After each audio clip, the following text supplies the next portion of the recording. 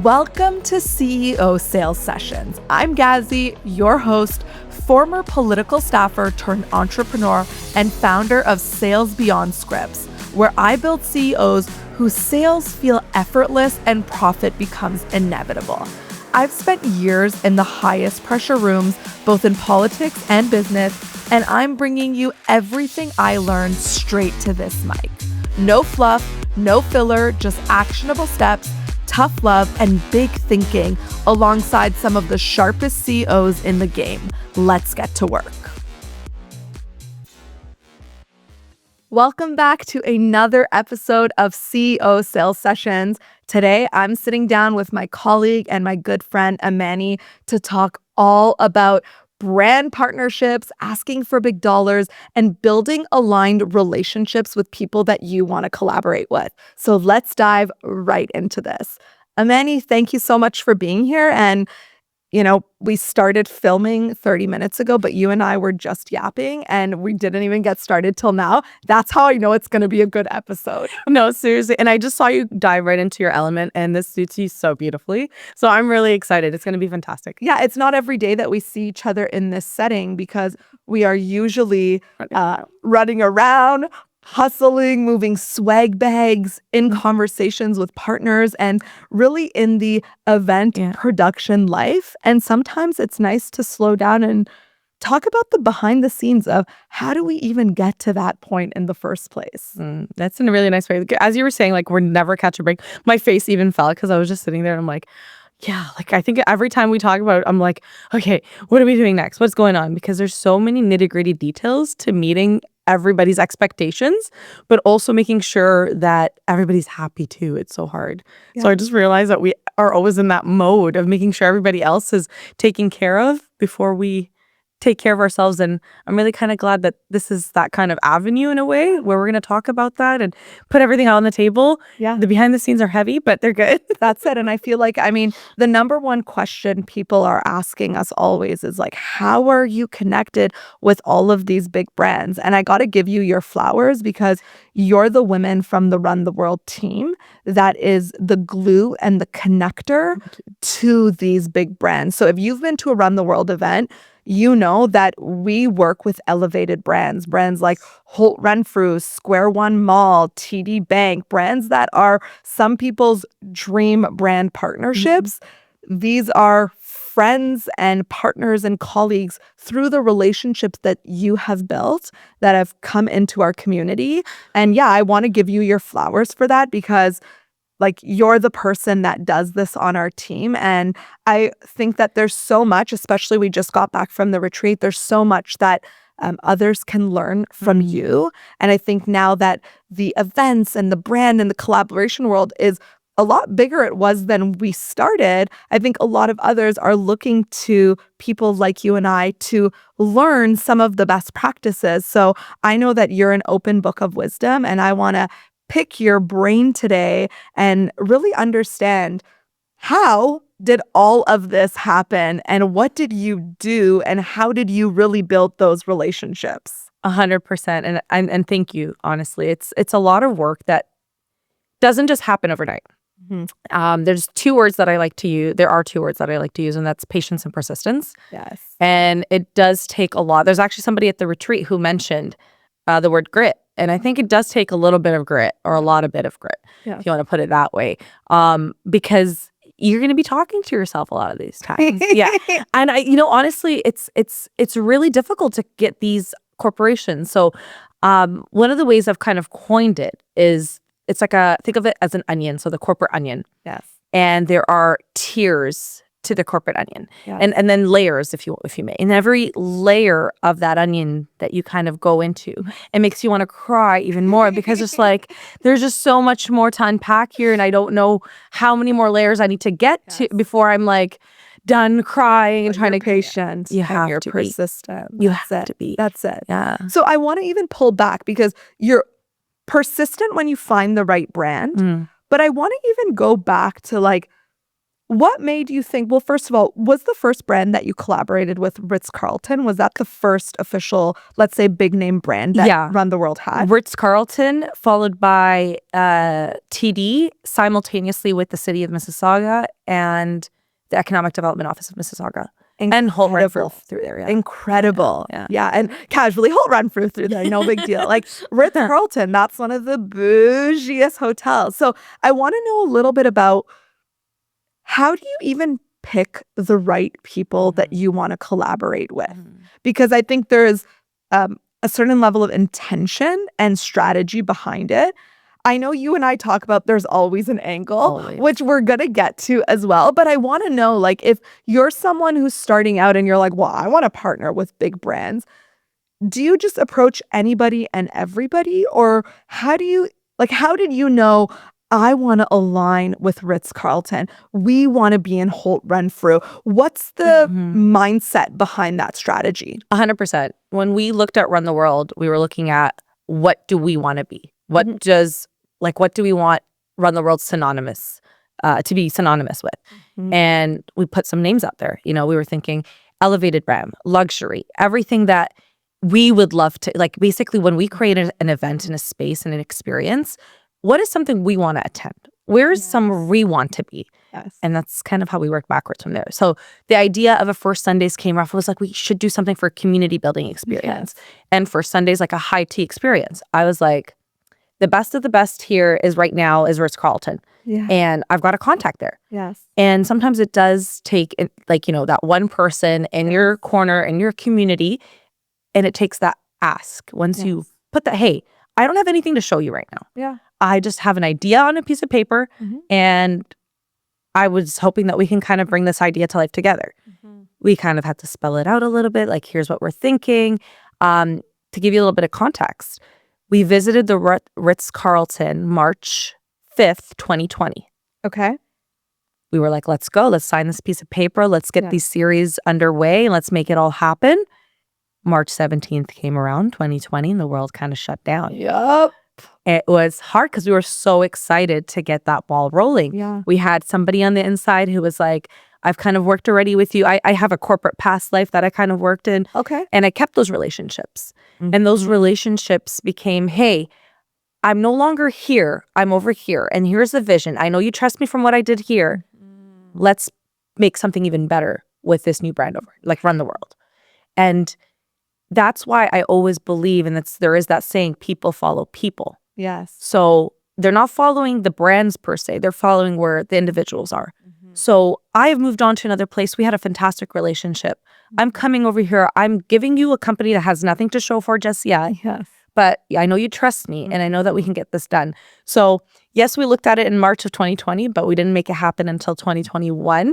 We wanted to make it right. So even though there were some opportunities where, you know, there were some kind of, like, you could sit two at a table, mask on, mask off. It was a very ambiguous time.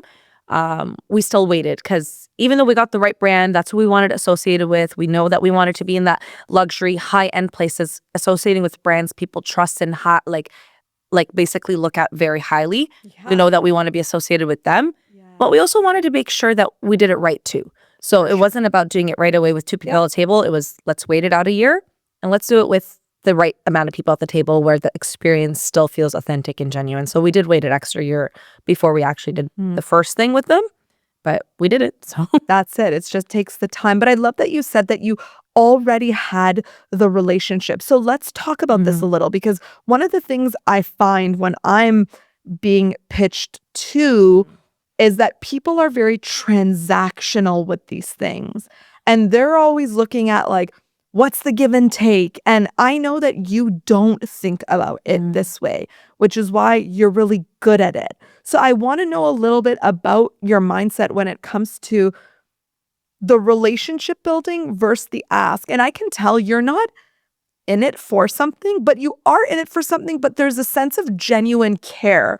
So what's that balance? And also, what importance would you put on the actual relationship building part? absolutely. I think one of the things I do say is that I don't believe that this role is necessarily for everyone. I do believe you need to be authentic. You need to be a certain level of that transaction and that, and like that energy of wanting something transactionally is felt immediately, because the energy is always felt. Yeah. And we talk about it all the time. Yeah. And I am naturally a giver, and I naturally want to sit down and listen to somebody, and I naturally want to make sure that they're happy. And that, like, by virtue of kind of being that way, whether it's good or bad in my own personal world, it actually works to my benefit in the professional sphere. Yeah. Because when I'm sitting down, I'm actually sitting down to make sure, like, hear what the other person needs, what they want, build that relationship. There's a lot of what we always say is give before the get, because everybody does always want something. And everyone's always going to want something from you, the same way you're naturally going to need something from somebody else. Yeah, everything is for a payoff 100% for them. 100%. And that's why there's the word symbiotic relationship. It's in nature, it's when two animals benefit from one another. You know, so if a fly lands on the back of a hippo and it's cleaning the back of the hippo by eating the insects, the hippo's getting cleaned and basically the fly is eating its food. Granted, I don't know if it's the flies that are landing on the hippo or not, but just the concept is I there. like it. I get it. So it's a symbiotic relationship where they're both happy with what they're doing. So when we're looking at the partners, for example, let's just say there's a partner.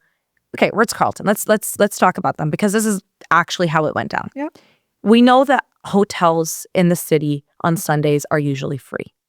We know that there's an essence to Sunday brunch, Sunday high tea. Yes. We knew that we wanted to build a community. And we were like, you know what? They need somebody to fill up the space on Sundays. That's a day that they wouldn't have anything booked anyways. There's an essence to wanting to build a community over a high tea, a brunch, that kind of vibe, let's call it. Why don't we kind of fill in that gap for you on the Sunday? And we also create that event experience that we're looking for. So we know we want to be associated with you. We know that you're looking to fill up that spot on the Sunday. We know that we need this too. So what can we do to make it work? I wouldn't go after a brand, let's say that, I know we say there's always an angle, but there always is. Like, always is. We've proven that time and time again. Yeah. I do believe, though, that if you see a brand and you don't really align with the people behind it, or if there's a brand that maybe what's going on right now doesn't like necessarily seem right to you, no matter how big the hype is, no matter how badly you'll probably think it'll be fantastic for your brand, it's better to kind of steer away from that. So understanding the brand, the vision, what you want to kind of attain, and building an angle around those people and the partners, it's fantastic. Like, you know, there could be a brand that's like amazing, but the people behind it aren't that great, and you're connecting with them and you just don't jive. Yeah. They'll not want to be part of it, and you probably won't either. And that's okay. Yes. You actually taught me release with love. Yeah, release with love. And that is it. And if it's not meant for us. Yes. There are people that are part of our tribe that are meant for us. Yes. And those are the people that we should go and kind of gather in. We call it our little tribe of people in our community. Yeah. And those are the people we kind of go and build something with and continue to grow from. Yeah, that's amazing. But I think you have this gift, and I think it's like, we're going to talk about the angle. We keep talking about that, like, what's finding the angle? From what I see is you're really good at finding that win-win for everybody at the table. So when, we bring in brands and partners, it's like their success is our success. So we got to make sure that, hey, if X person is partnering with us for this experience, that it's not just if it's good for us, it has to be good for them. If it's not good for them, it's not good for us. So, and I know you have a framework for this, and I want to get to that. How do you understand what a win-win would be? Because most people, if they're not also naturally givers or naturally not thinking about it, most people are thinking about for themselves. So they're like, hey, we're looking for this sponsor. Do you want to be a part of our event? Well, what's in it for them? And I think this is where I want you to touch on this ALA a little bit, where it's like, how do you go about truly understanding what's important for them so that you can create this symbiotic relationship where it's benefiting everybody? Because truly that's the best partnership, where everybody at the table feels like they're winning. But how do we actually get there? And I love that you brought up ALA. It makes me so happy because I know that it's working. That's a thing now. I know, I love acronyms, and I'm just like, I have to put the acronym out there. So ALA, it means approach, listen, and ask. Okay. So the approach is really understanding who you're going after, where you're reaching out to them, what you're asking them. It's doing the research. So Like how you said with Ritz-Carlton, knowing Sunday is empty and that could be a gap to fill. 100%. So the approach there is like, okay, I've done my research. Let's tackle the angle with Sunday. We know that that's a pain point for them there. They want things filled out. Not a lot of people book the Sundays. And we know that we need to create that community. We love the essence of a high tea on a Sunday, a brunch on a Sunday. Why don't we go in with that angle? Yes. Then we listen. And part of the listening, and this is what comes down to like, as the best answer I have for the question, is asking all the right questions. Yes. Sit there and ask. Ask as many questions as you can. I am that person that will sit there when everybody's done the meeting and I'm still asking questions.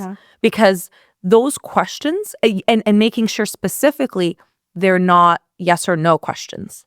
I love to make sure I'm asking questions that give me a full sentence answer in return. In coaching, we call that open-ended question. Open-ended questions. Yeah, so it leaves room for the depth. So it leaves room for us to truly listen. Because if it's yes or no, then I can just listen to yes or no. Where else do we go from there? What do I do with that information at that point? Okay, well, I gotta know. And the whole point is to not get a no. That's the whole point of it. The point is I love the idea, like open-ended questions, getting those responses, because within those responses, when you're using an active ear, like a listening ear, you're getting golden nuggets is what I like to call them. And then what are you doing? How are you cashing in those golden nuggets? Yes. Take in those notes, take in what they're telling you, actually listen, because they're providing information. The more you let them speak, the more they're providing information that you're going to need to take and build that angle around. Because then the other part of ALA is the ask. And the ask comes in, the approach and the ask are about 20% of the work. This is the research, 10%. The ask is 10%. It's the listening, learning, and what are you doing with that information? What are you doing? If they tell me that they need Saturdays, but I'm sitting there asking them for Sundays, what's the point of me having listened? That's right. I didn't do anything with their information at that point. That's right. So it's asking the right questions, making sure they're open-ended questions, and making sure that you're taking your notes and then building and framing your angle around what they want. Not what you want. Not what you want, but what they want. But making sure at the end of the day, yes, you're there for a reason. You're at the table for a reason. Of course. You're going to find a way to make sure you're served through that basically experience as well.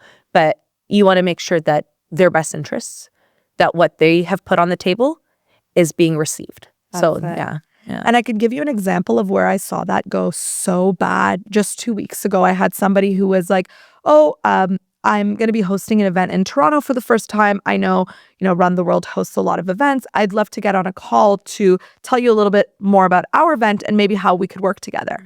So, you and I are so used to this. We're on these calls all the time. I'm so excited, and I love supporting women, would love to, be a part of as many of these communities that I can. And on that call, again, incredible vision, incredible idea. But what I thought was wrong was she spoke most of the time and asked me 0 questions.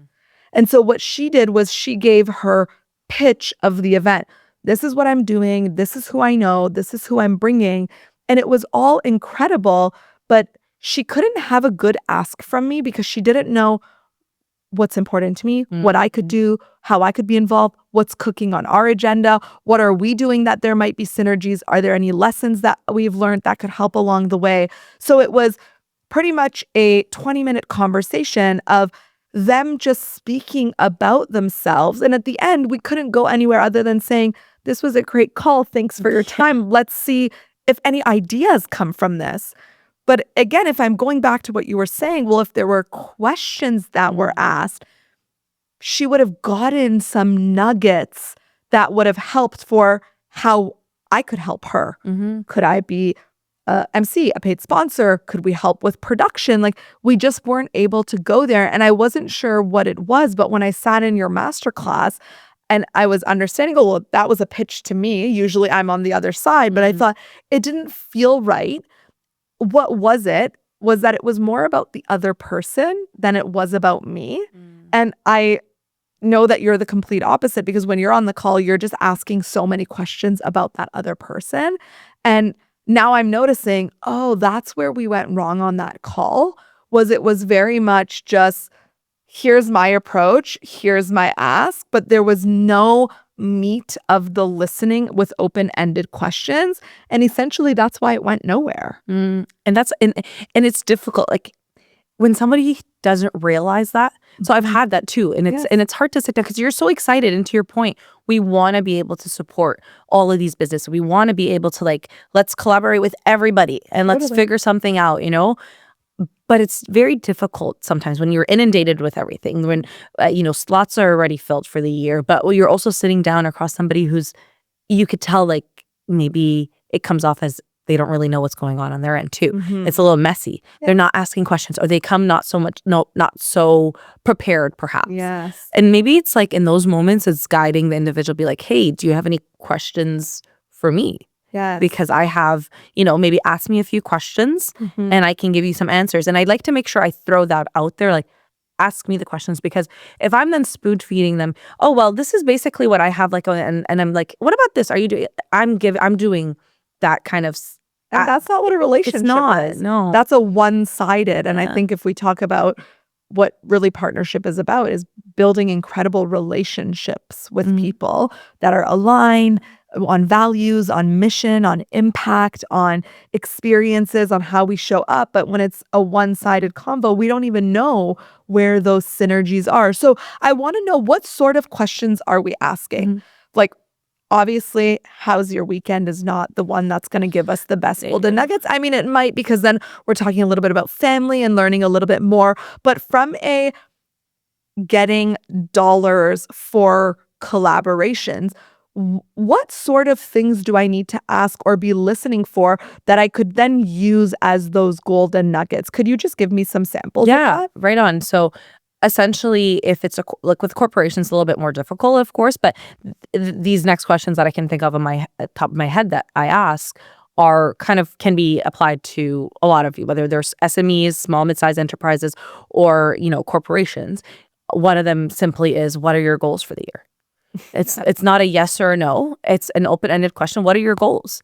Are you looking to grow your subscriber list by tenfold?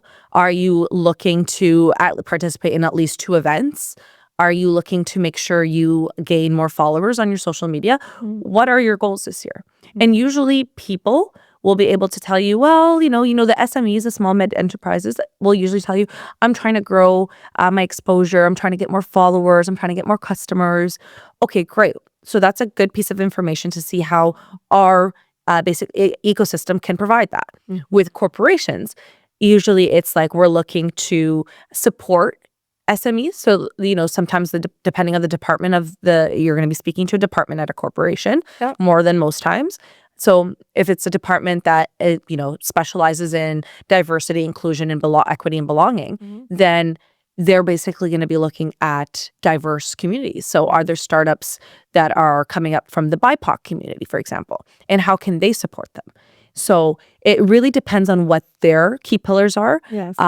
That's one. So KPIs, their goals for the year. What is the company's mission statement? And this might apply for corporations more so. So usually corporations have anywhere from 3 to 5 to even more pillar missions. And what are pillar missions? They're basically what the corporation is built on. So if you're going to a corporation who specializes in sustainable packaging, for example, one of their key pillars will almost always be about eco-friendly kind of solutions. So that is one. If you're going to a company that has wellness at the core of their business, then one of their mission statements is going to revolve around, people's well-being, their health. How are they looking introspectively? So knowing those mission statements, you could do your research, but there's also another layer of information you'll get by connecting with the right person at those places. And they'll give you those nuggets again that you'll need to kind of build on. So when you're asking questions, you're understanding more about them. Think about it like you're going on a date. You're going to sit down. That person's going to ask you questions, hopefully. And if they're not, I don't know what you're so. Wrong. Yeah, thank you. Next. No, but they're going to ask you questions and you're going to ask them questions. You're getting to know the person. Yeah, if we're gonna vibe, let's ask the questions to know if we're aligned and we want to go on a second date together. Exactly. And those are the questions you want to build on those. And another, like, this is very event specific, but then you could take the formula of this, or the format rather, of this question and apply it to what you've got. But have you worked with partners in past on events, for example?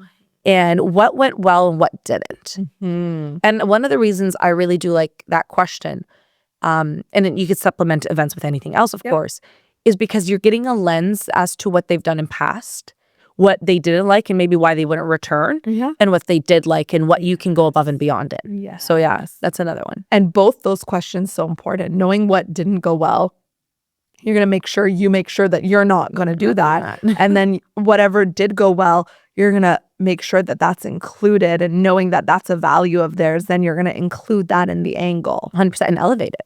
And how can we go above and beyond what you thought was the best? Because when we're building these relationships and we're sitting down and investing time, there might be investing dollars, resources, whatever it is in us. And we're investing time in building this kind of relationship. It's not a one and done. You're trying to build something that goes on for a long period of time, whatever long period of time looks like for you. It's not a transaction of like, okay, thank you so much, we're moving on. It's even doing those pulse calls after the transaction has occurred. Hey, how did it go? What went well? How can I help? It's continuing that conversation. And that little follow-up call, if people are not doing that, or even just a message or text, like literally just a text message. Sometimes it's simple as that. Just checking in. And I know that you do that, and you do that really well, Cassie. Like, and you know, when you do it, you're doing it because you genuinely care. Yeah, absolutely. And I think that gives me a little bit of like look to your success, because if I think of the partners that we've had, this is something we take pride in, is most people don't partner with Run the World only once. In fact, it's very rare that we would take one-off partners, because we really believe in building longer term relationships, not just for us, but also for our community. So we can show them that, hey, we're bringing you people over and over again so you could continue to build trust with them. I mean, how many years has the TD partnership gone on for? It's been 6 solid years. 6 solid years. So it's like, if you just imagine, like, it doesn't cut off at one, and Amanee's doing the work to like keep these relationships going, the infinite lunches, the texts, the email follow-ups, but truly that's what it takes. And I think like the not transactional is a word I really want to land on, because sometimes people are so focused on like, we want to get dollars from these brands that they lose all of the human part of what it truly takes to build trust and relationship with people. And it is the check-in of, how are you feeling after this event? How have things been? What are you up to this summer? Those are just as important as the ask that happens at the end of it, because it's the building of that relationship that so many of our partners have gone from just partners to being truly ambassadors for us. They are people who say our names in rooms when we're not in. And I think, you know, I'm proud of that. And it shows the care that you bring to the partners that you work with, and the value that you put on the genuine relationship building that's beyond the numerical number of 100%. What is this even all about? It's so much bigger than that. 100%. And it's even the ones that don't partner with us. Yeah. You know, the ones that don't come through. Yeah. Or not even like in kind or with like partner, not even that. It's, you know, those ones, those individuals who maybe from their heart, they wanted to kind of be part of it, like coming from a space of like vulnerability. They really wanted to, but they just couldn't. And we couldn't make it work that time. Not a no, just not yet. Exactly. Not a no, just not yet. I love that. And that's exactly it. It's keeping that avenue of communication. It's checking in.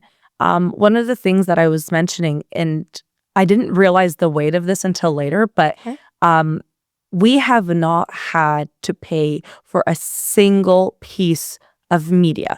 We have had only earned media recognition, which is one of the highest honors you can get in the media world. You got earned media. You didn't have to pay to be spotlighted or spoken about, and so on and so forth. And that is all because of the relationships we built. People want to hear our stories. We're genuine about telling the stories. And beyond that too, it's the relationships that I've built within, let's say, just the media space, Yeah. I genuinely care to like keep in touch with them. Totally. There's one that actually, she went on mat leave. This is how long it's been. Okay. She went on mat leave. She came back after her mat leave. Her son is about 5 years old now. Okay. So to kind of give, so it's been about 5 years of all, maybe even 6, I guess. But, and I've kind of like kept in touch with her this entire time. I'm always asking about her son. I'm seeing the pictures. I'm connected on Instagram.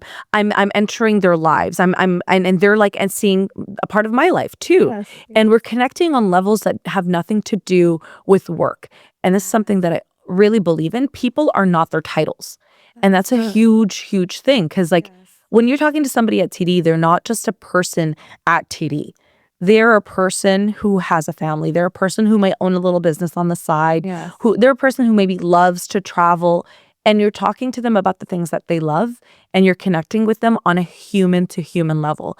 And that goes so much further than just connecting with them and circling back on like, oh, how was this event? How was that? No, it's also talking to them about like, hey, how was your weekend? Going back to that question. Yeah. And that question could be like, oh my God, my weekend was so crap. Okay, let's take 10 minutes if you're comfortable talking about it even. Yeah. What happened? How's it going? Yeah. And a lot of people that I've met through the professional, like, you know, like avenue, trying to get them as partners for Run the World, for example, have become incredible people I just connect with outside of that world. And a few names already came to my mind, thinking of like, you know, going and speaking with them or just checking on them through DMs, or one going and grabbing a coffee. Yes. And to me, if I've ever grabbed a coffee with anybody, it really means a lot, because this takes a lot of energy, and we've talked about it. Building these relationships is like emotionally draining sometimes, and it's taxing, emotionally taxing, because you just sit there and you're done. And I can't even go home and talk to my brother sometimes, or my husband. I'm like, don't talk to me. Yeah, like, I'm tired of my own voice. Exactly. I've been talking to myself all day. I just like I don't want to interact at that point. So it can take a toll. Yeah. And then I learn a lot from you too, where it comes like I'm learning to guard that energy too. Yeah. Yeah. The power of no. I know we're like talking about not asking questions that lead to no. Yeah. But sometimes that no is important too. Yeah. And I've also seen you grow over the years. I even like, when I was talking to Sarah, I was like, I was so proud of Amanee when I saw her at the retreat, because I felt like I saw a version of you that was, I could see that you're growing, and I really was just like so proud of you. And I think whatever that no is about, and learning how to guard that energy. And there's a time where it's like, you know, we're focused on everybody else, but I feel like that's a season for you. So I want to know a little bit about that as well. What has that journey of learning how to be a kick-ass relationship builder, but also at the same time, how to preserve that energy, cleanse that energy? What are you learning on your journey with that? I'm still learning. There's so much to learn. As we all are. That's why I want to talk about it, because I feel like as women, we're giving so much, and it's like we charge the phone at the end of the night, but how do we charge ourselves? So what are you learning? And it doesn't have to be that you've learned the lesson already. Maybe we're still in the messy middle of it. Yeah. And I think it was really eye-opening for me when Sarah said that he was over, and she was giving me an incredible massage. We're talking, and then she realized my breath. She's like, hold your breath. And I was like, I couldn't hold it for more than 3 seconds. And that was a body that was not being able to respond to it's just like, I need to breathe because I'm like on it and I can't. I'm like going off, like anxiety's through the roof. Even though there's nothing, I'm getting massaged, but I couldn't hold my breath for over 3 minutes. 3 seconds. I mean, amazing it would be for 3 minutes, but I genuinely couldn't. And that was eye-opening for me, because it's just like, I can't breathe. I gotta chill the fuck out. Yeah. And that's a huge one. And I'm naturally a go kind of person. I don't process a lot, which is not that great. And the biggest thing that I've been learning is and I forgot it for a little bit there, but I'm so much more conscious of it now. Yeah. And it's my breath. It's literally something as simple. What a small thing. It's such a big small difference. Thing. And that alone helps me kind of like, okay, take a deep breath and just sit with that breath for a second, and then go back into, if you need to dive right back in, like I do dive right back in. But because I'm so on the go, there's about 1,000 different things in my mind. There's 1,000 different people I need to speak to. I only have this amount of energy. Something does end up taking a toll. Yeah. And I did say this at Money Moves, and I kind of liked the sentence, and it kind of just came up on the stage, was this journey of entrepreneurship, this journey of building something, being part of something so much bigger than what we are today. Yes. Is basically, it costs a lot. It costs your energy. Yep. It costs friends. It costs time with your family. It costs a lot. Yeah. And sometimes the cost of it, you can't, it's not salvageable at all. Yeah. There are friends that have come and gone through my life and released with love. Yeah. And that comes at the cost of me not having had the opportunity to make sure, okay, you know what, today, let me settle down. Let me give myself some time. Let me go sit with my friends. But I would get drained a lot. Yeah. I would be like, I can't even get off the couch right now. Yeah. And learning to breathe, in virtue of slowing down, learning how to slow down a little bit has been helping me a lot. Yeah. I still have a long way to go. Yeah. But it's just as simple as that, rewiring the brain, because if you want to be in this world, it does take those moments of deep breaths and slowing down. Yeah. Also, if you want to be in this field for a while. Yeah. Like, you were going, sure, 6 years strong, but if you want to be doing this for a foreseeable time, it has to be sustainable. And like you said, like, you're good at this role because you're a giver and you really want to make sure the partners are getting what they need. Every speaker, every activation booth is exactly what they expected, and that they're getting their ROI. They love the community. They had an incredible experience, but you can only do that from that full cup. Mm-hmm. And I love that I've seen you come back to yourself in that way. And I think it's only going to give back more to the company. That's my belief, is like, even I was writing in the group chat yesterday, I love that we're all taking care of ourselves. Yeah. Everyone's like focused on their wellness journey. Everyone's locked in on, okay, I got to prioritize time to do this with family. I think that if anything, it's like a pull back to move faster rather than just like go without intention behind it. And yeah, I think we're all learning that, but I want to mirror to you that I could definitely tell the difference. And that means a lot, because it's a lot of work. Yeah. And it's a lot of conscious work. And we live in our unconscious most of the time. We're on autopilot. Literally. Just moving through the motions. And to switch gears and be like, oh no, okay, hold on. We're just going to slow down. Yes. We're just going to pause. Yes. And it does take a little bit of talking to yourself. Yeah. It does take, like, if we were just talking before we kind of went, turn the mics on kind of thing. It's okay if my husband wants to make a protein shake at 1 a.m. and then I just have to deal with it tomorrow morning. Yeah. That's okay. That's okay. It's okay. It's a later meat problem, if we want to coin it as a problem. Yeah. It's not a me. Right now, I'm going to sleep. That's right now, it's that present thought. It's that present moment it's very difficult.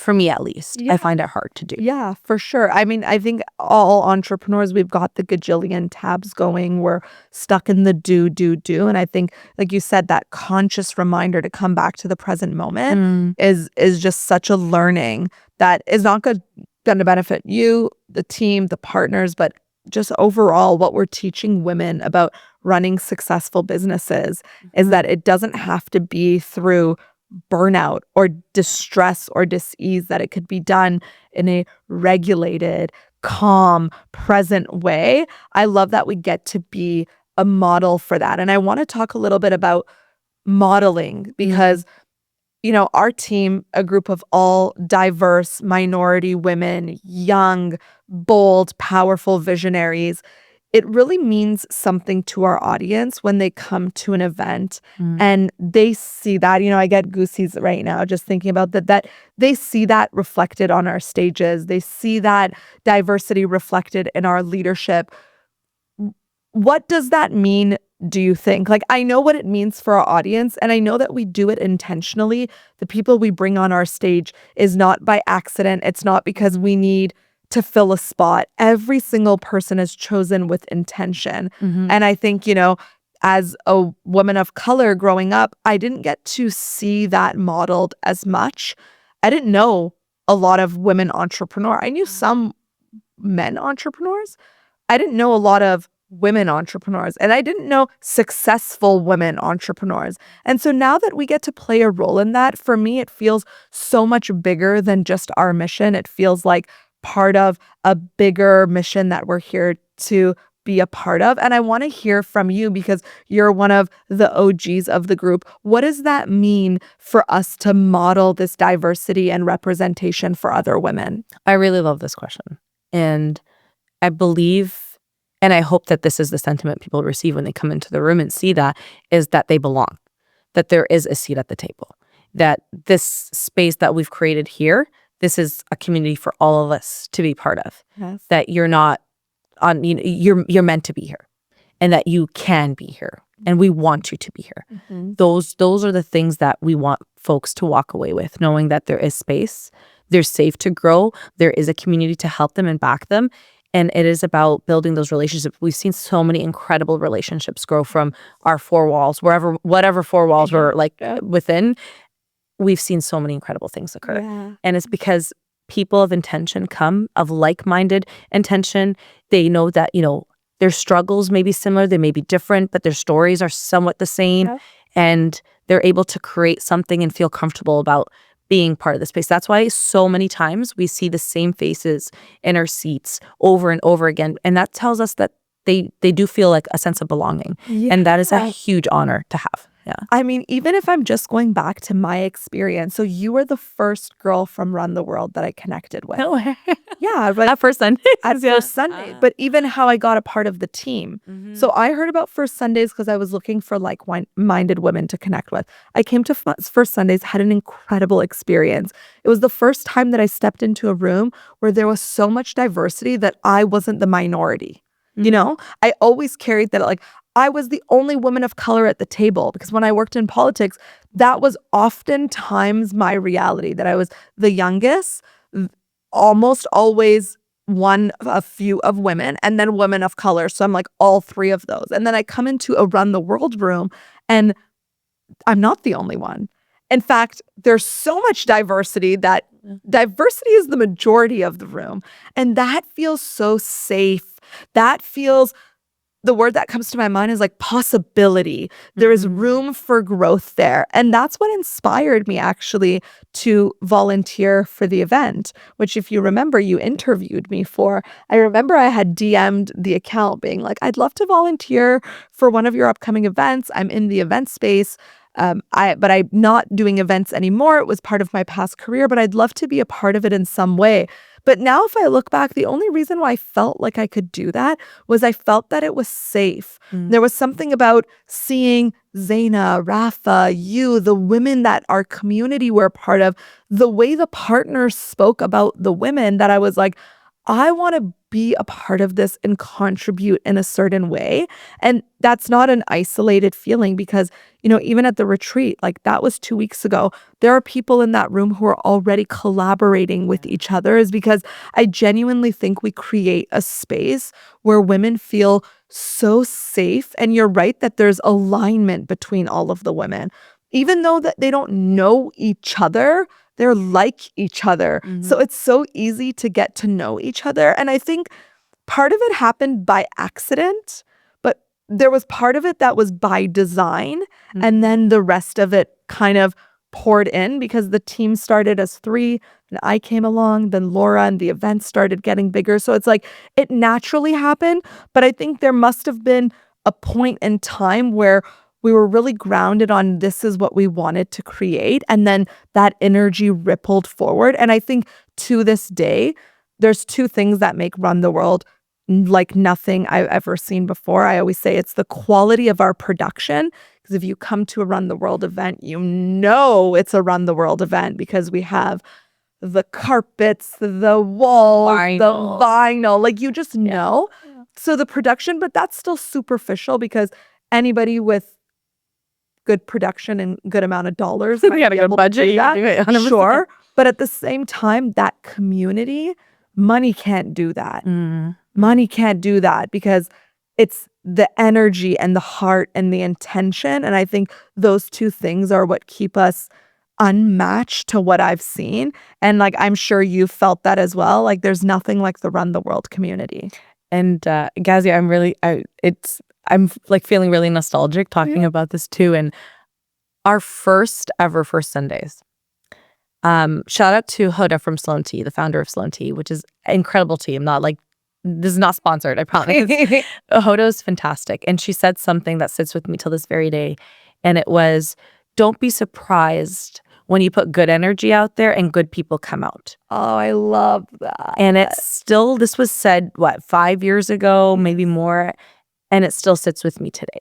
And that's exactly how, we put the good energy and the good people came. And in Ghazi, I kid you not, when we did that call out for ambassadors, when we had you, we remembered you. Your energy was like very memorable. Even Rafa was like, oh, you had the glasses on. You remember? Like when we did that call, I don't know if you remember, and anytime. I remember I was at a hotel at a conference and I was walking up and down the hallway talking to you on that call. And I have to tell you, because we had a whole bunch of people DM, message, email, whatever it was. And I think we ended up with about 8 or 10 people. So I called a few people. Some people I was like, and some people are like, okay, great. We'll do.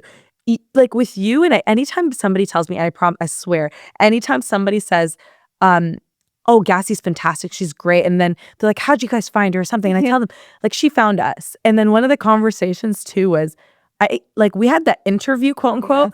I was on my bike. Yeah. I didn't sit down at the Google Meet. I'm like, hey, you with the bike. I did it on my bike because, and I think the last time I was like, okay, great. I'm going to send you an email. You're it. Because I knew already going in. I'm like, this girl showed up. She came into our rooms. She reached out. She wanted to be part of it.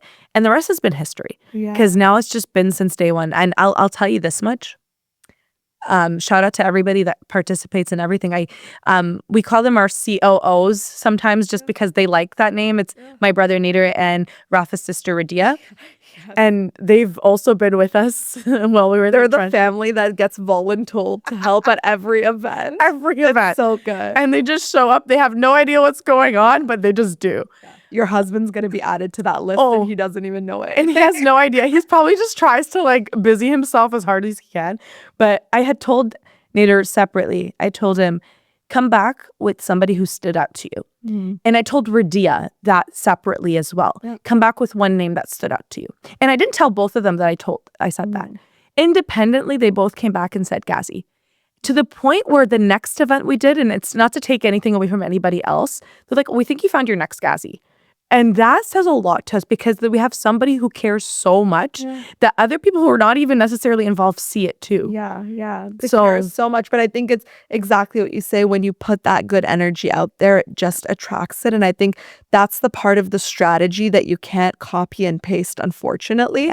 I wish it was as easy as just do this.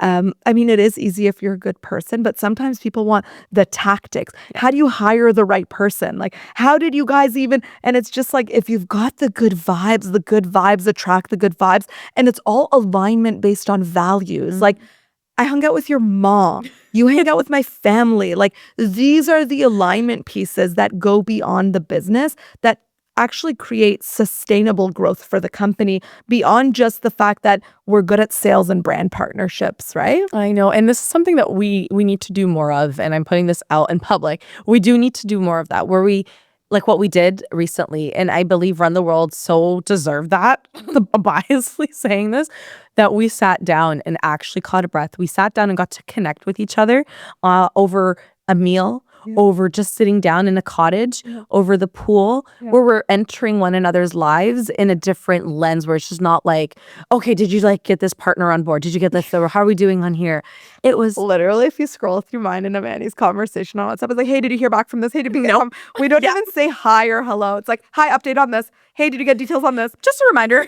Just a reminder. Hey, still following up on this. It's like, that's our life. I love that, but also don't love that for us. Yeah, because, I get it. But I know that we're in person kind of people, though. That's it. Because I know our WhatsApp messages can be as informal as that. But in person, like, this podcast has been going on for 2 hours. People don't know about that, right? Behind the scenes, we're sitting down talking about forever together. And that's what I love. And that goes back to the thing. Energy cannot be created or, it's literally, it's there or it's not. It's the same way as the chemistry. Like, it's like dating. It's either there or it's there or it's not. You can't fake it anymore.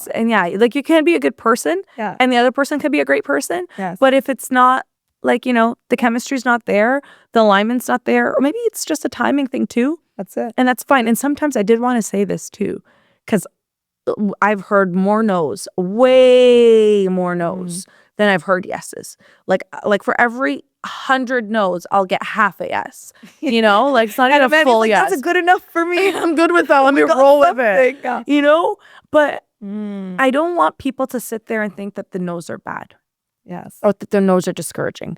I've had to work a lot on that. No does not define me. That no does not mean I let down the team. That was a big thing that weighed on me a lot. Okay. I didn't even know that. It did, because I'm like, okay, I need to make sure I'm delivering.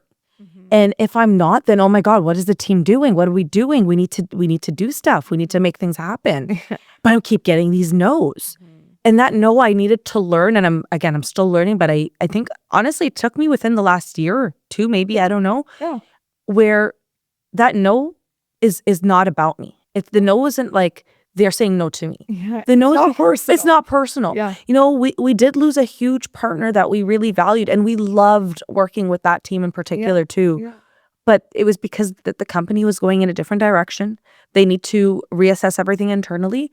And it wasn't about us. It wasn't about me. It wasn't about anything else. They need to figure their things out. And we're still great. Like, you know, we could still touch base, and there's no expectation to But you were provide that. attaching that no to your value and your worth, and it was A like lot it of was times. personal. If it was a no, you did something wrong, or did we do something wrong, sort of a thing. Yeah. Yeah. And I love that you said, like, for every 100 no's, there was a half yes. Yeah. I think that's important, because sometimes it's easy for people to look and be like, oh, well, you've got Ritz-Carlton, you've done TD, you guys go to these beautiful places like St. Anne's. And it's like, you don't know how many no's we got to be able to get this. And I think that's also one of the lessons that, you know, you learned in sales. But I want to ask if there's any other lessons that you learned, because the no lesson is a really, really strong one.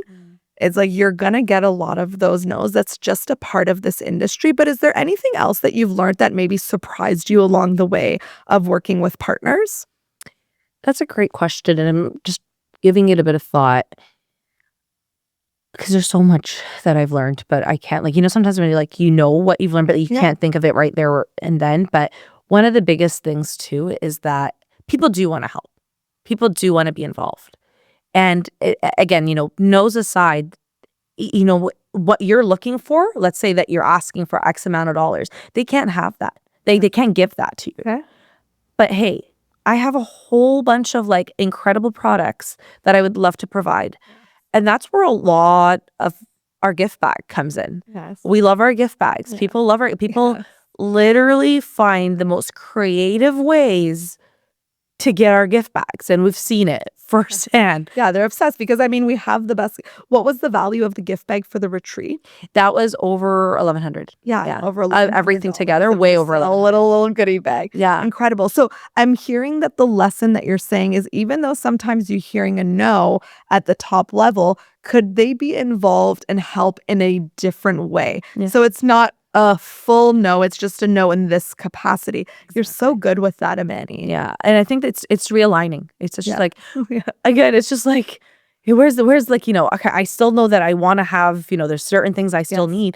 Or, okay, one of the things I love to do is, and this is why it's so important to know our calendars. Okay, it's a no for this one. Hey, the turnaround was tight. I get that. We've got an event about 6 months from now. It's going to be here. It's going to include these individuals. It's going to have, this is the vision for it.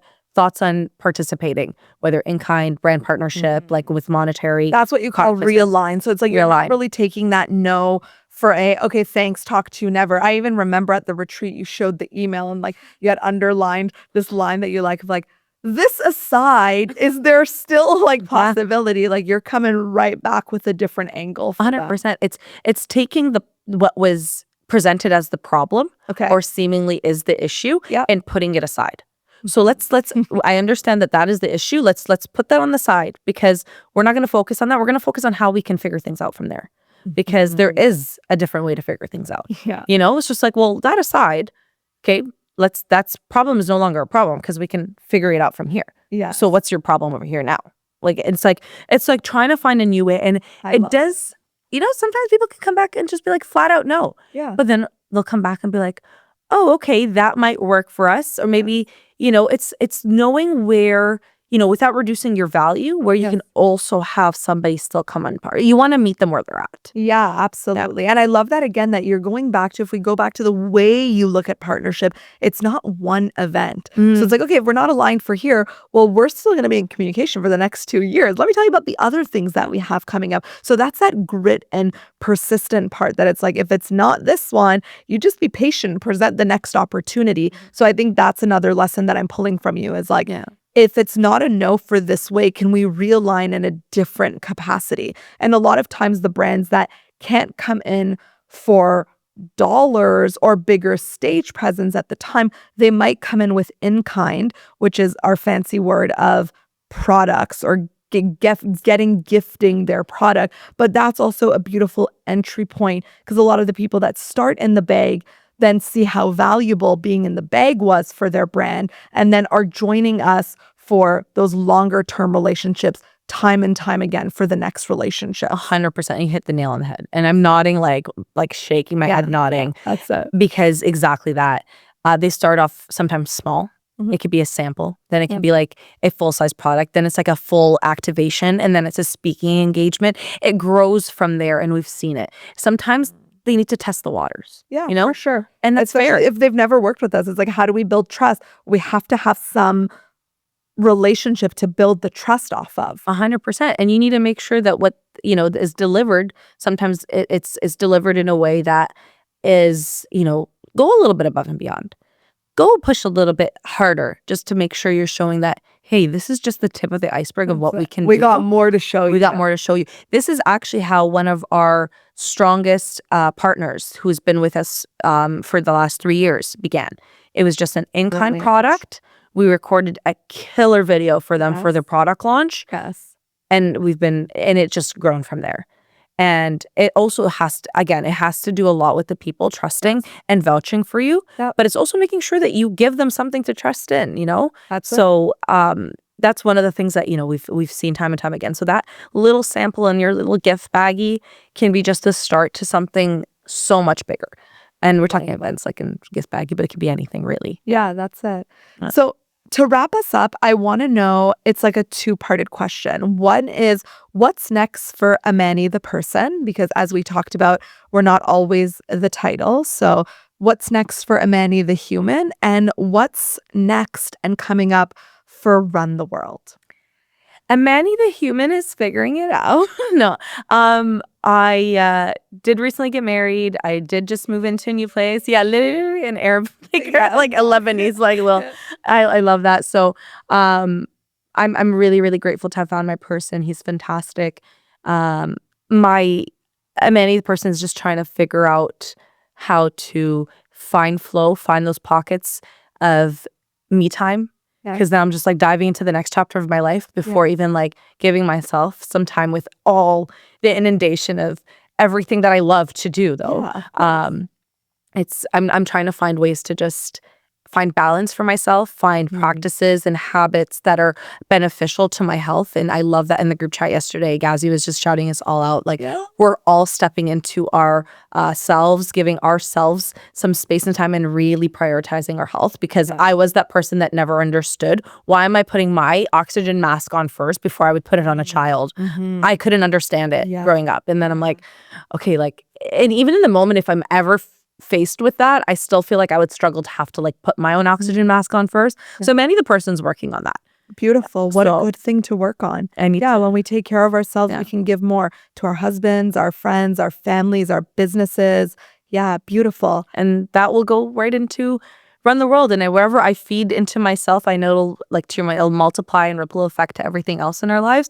So for Run the World, we are working on so many different things. So from our own kind of community building experiences, we've got our events in Montreal in September, as well as in Vancouver in September as well, our Founders and Forks series.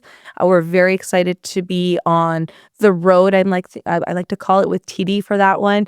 And then from our new pillar focus at Run the World is our client base, our agency, our production agency. So helping different kinds of brands ideate and execute. I'm like, the words that I'm liking to use these days are from first surrender to first reveal.